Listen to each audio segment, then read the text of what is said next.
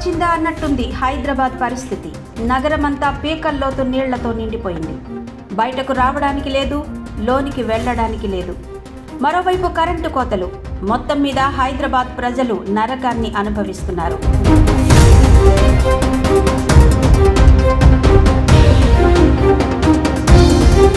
దీనికంతటికీ కారణం గత 2 రోజులుగా కురుస్తున్న భారీ వర్షాలు. శుక్రవారం రాత్రి నుంచి కురుస్తున్న ఏకధాటి వర్షంతో నగరంలోని పలు ప్రాంతాలు జలమయమయ్యాయి. లోతట్టు ప్రాంతాలు పూర్తిగా నీట మునగడంతో ప్రజలు తీవ్ర ఇబ్బందులు ఎదుర్కొంటున్నారు. నగరంలోని ప్రధాన రహదారులన్నీ వర్షపు నీటితో నిండిపోయాయి. పలుచోట్ల మోకాలి లోతు నీరు నిలవడంతో వాహనదారులు, పాదచారులు తీవ్ర ఇబ్బందులకు గురయ్యారు. వర్షం కారణంగా పలు ప్రాంతాల్లో ట్రాఫిక్ స్తంభించిపోయింది. ముఖ్యంగా కార్యాలయాల నుంచి ఇళ్లకు వెళ్లే సమయంలో ట్రాఫిక్ జామ్తో ప్రజలు నరకయాతన పడ్డారు.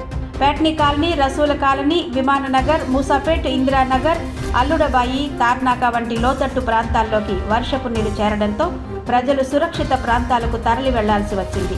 కొన్ని కార్ల షోరూములు కూడా నీట మునిగినట్టు సమాచారం. వర్షాల కారణంగా బోయినపల్లి, తార్నాక, ముషీరాబాద్, మల్కాజ్గిరి, ఉప్పల్, మణికొండ వంటి ప్రాంతాల్లో విద్యుత్ సరఫరాకు అంతరాయం ఏర్పడింది. భారీ వర్షాల కారణంగా హుస్సేన్ సాగర్ పూర్తిగా నిండిపోయింది. ప్రస్తుతం పూర్తి ట్యాంక్ స్థాయికి దగ్గరగా నీటి మట్టం ఉంది.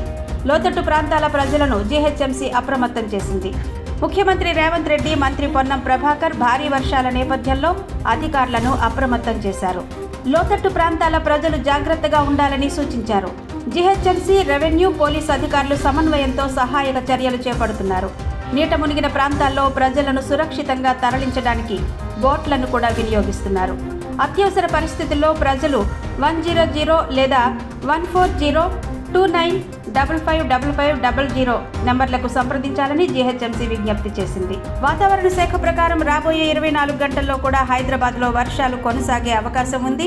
కొన్ని ప్రాంతాల్లో ఉరుములు, మెరుపులతో కూడిన భారీ వర్షాలు నమోదయ్యే అవకాశం ఉందని హెచ్చరించింది.